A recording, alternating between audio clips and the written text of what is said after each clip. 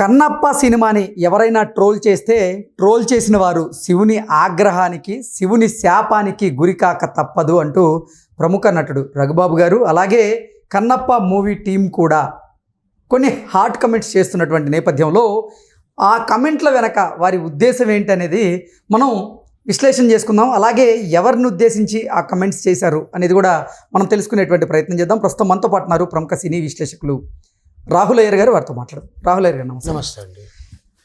కన్నప్ప సినిమాని ట్రోల్ చేస్తే ట్రోల్ చేసిన వారు శివుని ఆగ్రహానికి అలాగే శివుని శాపానికి గురికాక తప్పదు అంటూ ప్రముఖ నటుడైనటువంటి రఘుబాబు గారు అలాగే ఆ మూవీ టీం కూడా చాలామందిని హెచ్చరిస్తూ ఉంది.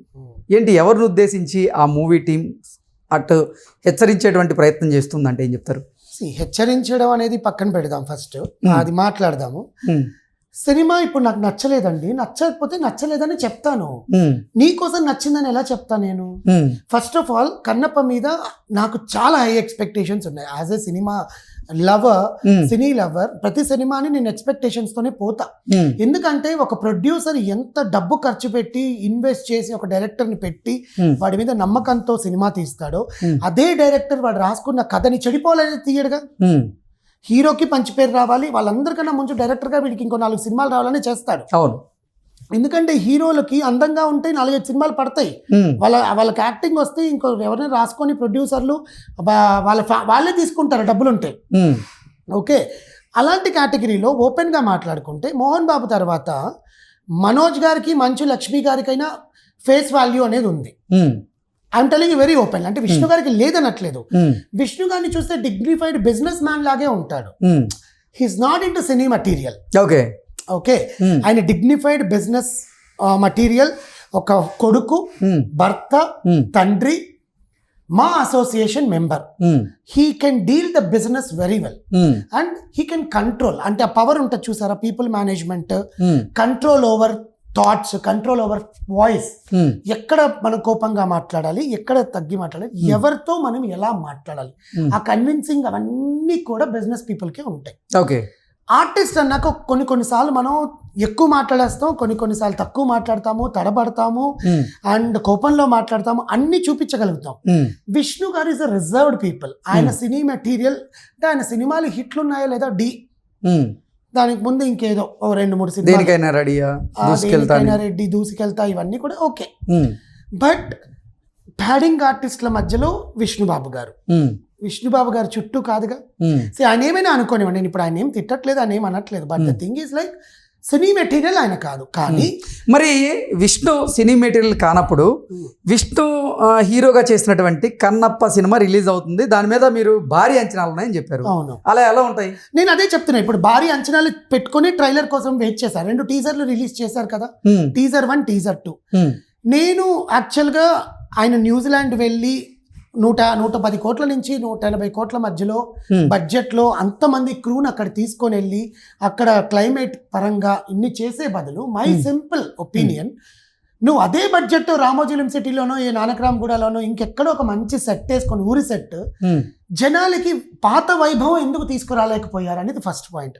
సినిమా బాగుంటుందండి, సినిమా బాగుండదని నేను చెప్పను. ఎందుకంటే it's an ethical movie, okay, devotional movie, దేవుడికి సంబంధించింది. కన్నప్ప ఎలా మారాడు అది హిస్టరీ మన ఆల్రెడీ పురాతన వాళ్ళని చదివినాటివి, ఆ చూసినాటివే కాళహస్తీశ్వర మహత్యంలో ఉంది. అండ్ కాళహస్తీశ్వర మహత్యంలో కన్నప్పకంటూ ఒక ప్రత్యేక స్థానం ఉంది. కన్నప్పని కన్నప్పలాగే చూపిస్తారు, ఆయన ఇంకో దాన్ని చూపించడానికి లేదు. చూపిస్తే ఆయనకి ఇంకా లైఫ్ ఉంటుంది. వీళ్ళు ఇప్పుడు ఎట్లయితే శివుని ఆగ్రహానికి లోనవుతారని చెప్తున్నారో, ఆయన కన్నప్పని కన్నప్పలాగా చూపించకుండా ఇంకేదో చూపిస్తే ఆయన కూడా అలాగే అవుతాడు. So they know. అంటే కన్నప్ప సినిమాలో కొంచెం రొమాన్స్ ఉంది అనే ఉద్దేశించి మీరు అటువంటి మాటలు మాట్లాడుతున్నారా? రొమాంటిక్ సాంగ్ అనవసరం.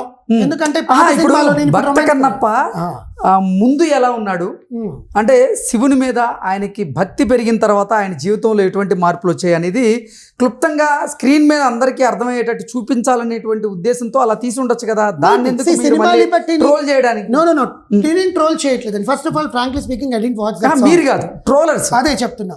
నేనైతే ఆ సాంగ్ అయితే ఇంతవరకు నేను టీజర్ కూడా చూడలేదు. బికాస్ ఒక్కసారి పోస్టర్ చూసాను, నా మైండ్ లో I want to watch that song in the theatre. ఎందుకంటే సినిమాకి ముందు సీను తర్వాత సీను లింకప్ అయి ఉంటుంది. ఎగ్జాక్ట్లీ. మీకు అర్థమైందా? నేను ఆ ఉద్దేశంతోనే సినిమాకి ముందు సీన్ ఏంటి, తర్వాత సీన్ ఏంటి, దాంట్లో ఆ సెడక్షన్ సాంగ్ ఎందుకు వచ్చింది అంటే, చాలా మంది ట్రోలర్స్ పెట్టిందే చాలా విపరీతమైన సెడక్షన్ ఉంది, విపరీతంగా ఇంటిమేషన్ ఉంది వాళ్ళిద్దరి మధ్యలో, అది ప్రేమ లాగా లేదు కామం లాగా ఉంది అన్నట్టుగా చాలా ట్రోలర్స్ విన్నాను నేను. అంటే ఇది భక్తి రథ చిత్రం కాదు, భక్తి రథ చిత్రం అన్నట్టుగా చాలా మంది ట్రోల్ చేస్తూ ఉన్నారు. అంటే నేను చెప్తుంది అదే, అంటే భక్త కన్నప్పగా ఎలా మారాడు అనేది చూపించాలి కదా. కన్నప్ప మొదట ఎలా ఉండేవాడు, తర్వాత శివుని మీద అతనికి ఎలా నమ్మకం కుదిరింది, ఆ శివుని మీద అంత భక్తి ఎలా వచ్చింది అనేది చూపించగలగాలి కదా స్క్రీన్ మీద క్లుప్తంగా. చూపించాలంటే ఈ సీన్స్ కూడా ఉండాలి కదా అనేటువంటి ఉద్దేశంతో తీసి ఉండొచ్చు కదా. నేను ఇప్పుడు ఆ సాంగ్ గురించి పర్టికులర్ గా ఎవరైతే ట్రోల్ చేస్తున్నారో అది వాళ్ళ అభిప్రాయం, వాళ్ళు కావాలని ట్రోల్ చేస్తున్నారా లేకపోతే వాళ్ళకి నచ్చక ట్రోల్ చేస్తున్నారా, that is their own perception. But నా ఉద్దేశంలో నేను ఆ సాంగ్ అయితే చూడలేదు. ప్రతి ఒక్కరికి వారి అభిప్రాయాన్ని చెప్పేటువంటి హక్కు అయితే ఉంటుంది కాదంట్లా. కానీ ఆ సినిమా ప్రమోషన్ లో భాగంగా వాళ్ళు ఏం చేసినా గానీ దాన్ని ట్రోల్ చేయడం ఎంతవరకు కరెక్ట్ అంటారు? వాళ్ళు ఏం చేసినా అంటే వాళ్ళు ఏం చేయలేదు కదా ముందు. అసలు ఫస్ట్ ఆఫ్ ఆల్ ఏదైనా చేస్తే ట్రోల్ చేయాలి, ఓపెన్ గా వాళ్ళు ఏం చేయలేదండి. వాళ్ళు ఏం చెప్తున్నారు, కన్నప్పని మీరు థియేటర్ లో చూడండి, సాంగ్స్ బాలేవన్నారు, నేను దానికి చెప్తాను. రెండు సాంగ్స్ చెప్తానండి. నేను విష్ణు గారికి సపోర్ట్ లేదు, ఇట్లా ట్రోలర్స్ కి సపోర్ట్ కాదు. 2 సాంగ్స్ రిలీజ్ చేశారు. ఫస్ట్ సాంగ్ లో నేను ఒకే ఒక క్వశ్చన్ అడగాలనుకున్నాను, కన్నప్ప ఎలా అయ్యాడు? ఇప్పుడు నాకు తెలిసిన స్టోరీ అండి, అది నిజమా కాదా అనేది కింద కమెంట్లలో పెట్టండి. శివలింగము ఫస్ట్ పాము, మన ఏనుగు, సాలిపురుగు వచ్చి పూజ అన్ని చేసేసి వెళ్ళాక కన్నప్ప వచ్చి అవన్నీ తీసేసి ఈయనకు నచ్చిన పూజ ఈయన చేసుకుంటాడు కదా. కాళహస్తిలో శివలింగం ఎలా ఉంటుందో అందరికీ తెలుసు, కోపులుగా ఉంటుంది. అంటే ఆయన పెరుగుతూ ఉంటాడు ఆవగింజంతా.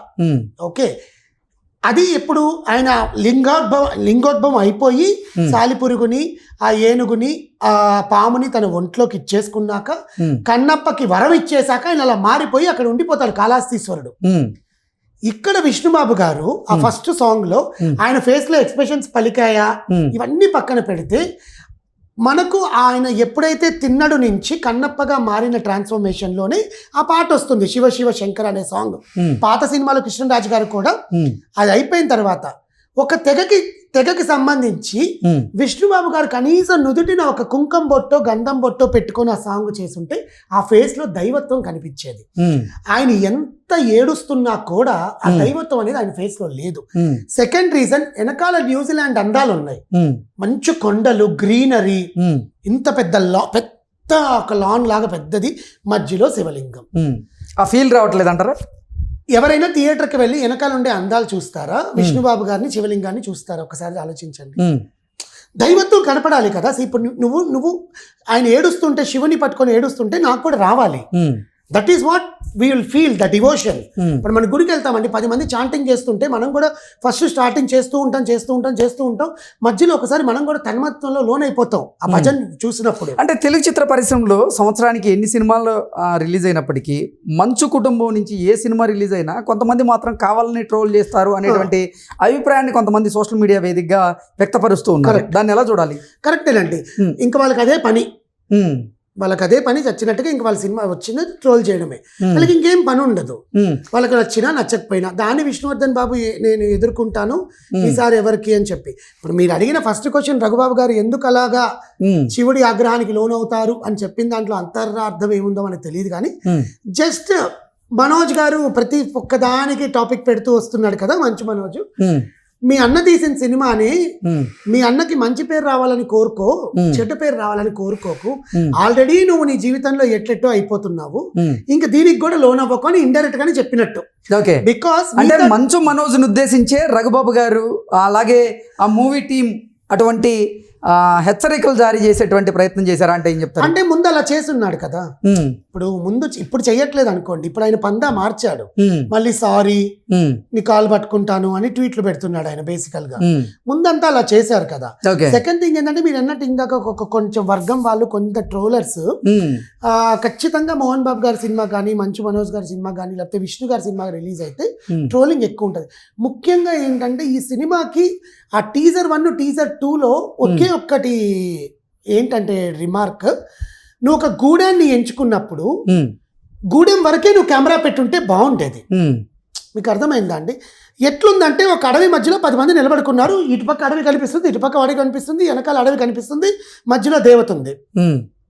People doesn't feel that is a Gudem.